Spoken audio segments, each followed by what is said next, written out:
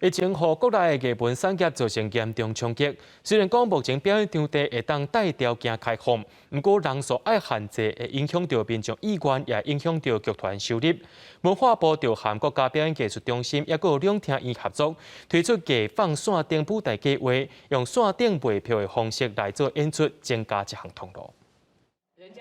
国内防疫警戒降2级，展演场所带条件开放。不过，面对疫情多变，文化部29宣布，参国家表演艺术中心、国家两厅院合作，推出艺放线顶舞台计划，希望扩展对接线顶展演的经验。面对未来的这种不确定性呢，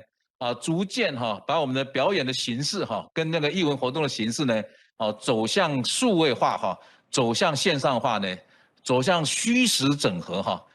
李英德表示，艺放线顶舞台是国内线顶卖票演出真重要的实验计划。有9个团体做示范演出，为8月初7开始就有演出，让观众不同的舞台体验。我要跟